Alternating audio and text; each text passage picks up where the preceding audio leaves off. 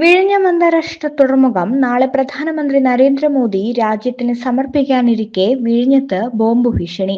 Police അന്വേഷണം ആരംഭിച്ചിട്ടുണ്ട്. Bomb ഭീഷണി വ്യാജമാണ് എന്ന നിഗമനത്തിലാണ് പോലീസ്. മലപ്പുറത്തെ ഒരു കേന്ദ്രത്തിൽ നിന്നാണ് ബോംബ് ഭീഷണി സന്ദേശം എത്തിയത്. ഉറവിടം വ്യക്തമല്ല. വിഴിഞ്ഞത്ത് സുരക്ഷ കൂടുതൽ ശക്തമാക്കി. ബോംബ് സ്ക്വാഡ് എത്തി പരിശോധന നടത്തി. നാളെ രാവിലെ 11-നാണ് വിഴിഞ്ഞം ഉദ്ഘാടന ചടങ്ങ്.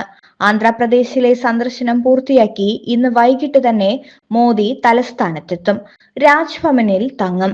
നാളെ രാവിലെ 10 മണിയോടെ ഹെലികോപ്റ്ററിൽ വിഴിഞ്ഞത്തെത്തും. തുറമുഖത്തിന്റെ പ്രവർത്തന സൗകര്യങ്ങൾ അദ്ദേഹം വീക്ഷിക്കും. തുടർന്ന് നടക്കുന്ന ചടങ്ങിൽ 7 പേരാണ് പ്രധാനമന്ത്രിക്കൊപ്പം വേദിയിലുണ്ടാവുക. അത് ആരൊക്കെയെന്ന് പ്രധാനമന്ത്രിയുടെ സുരക്ഷാ വിഭാഗം തീരുമാനിക്കും. 1.5 മണിക്കൂറാണ് കമ്മീഷനിംഗ് ചടങ്ങ്. 12:30-ന് ചടങ്ങ് പൂർത്തിയാക്കി പ്രധാനമന്ത്രി മടങ്ങും. പഹൽഗാം ആക്രമണത്തിന്റെ പശ്ചാത്തലത്തിൽ വിഴിഞ്ഞം കമ്മീഷനിംഗ് ചടങ്ങ് മാറ്റിവെക്കുമോ എന്ന് ആശങ്കയുണ്ടായിരുന്നു. കഴിഞ്ഞ ദിവസമാണ് അതിൽ മാറ്റമില്ലെന്ന് പ്രധാനമന്ത്രിയുടെ ഓഫീസ് സംസ്ഥാനത്തെ അറിയിച്ചത്. പഴുതടച്ച സുരക്ഷയാണ് ഇന്നും നാളെയും ക്രമീകരിച്ചിരിക്കുന്നത്.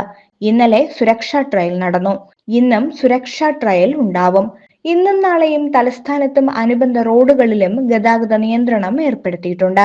ഗവർണർ രാജേന്ദ്ര വിശ്വനാഥ് അലേക്കർ, മുഖ്യമന്ത്രി പിണറായി വിജയൻ, കേന്ദ്ര ഷിപ്പിംഗ് പോർട്സ് വകുപ്പ് മന്ത്രി സർബാനന്ദ സോനോവാൾ, കേന്ദ്രമന്ത്രിമാരായ സുരേഷ് ഗോപി, ജോർജ് കുര്യൻ, സംസ്ഥാന തുറമുഖ മന്ത്രി വി.എൻ. വാസവൻ, സംസ്ഥാന മന്ത്രിമാരായ വി. ശിവൻകുട്ടി, ജി.ആർ. അനിൽ, സജി ചെറിയാൻ, മുൻ കേന്ദ്രമന്ത്രി രാജീവ് ചന്ദ്രശേഖർ, പ്രതിപക്ഷ നേതാവ് വി.ഡി. സതീശൻ, എം.പിമാർ, എം.എൽ.എമാർ തുടങ്ങി നിരവധി പ്രമുഖർ ചടങ്ങിൽ പങ്കെടുക്കും. അദാനി ഗ്രൂപ്പ് ചെയർമാൻ ഗൗതം അദാനിയും മേയർ ആര്യ രാജേന്ദ്രനും Adani ports managing director Karan അദാനിയും ചടങ്ങിനെത്തും.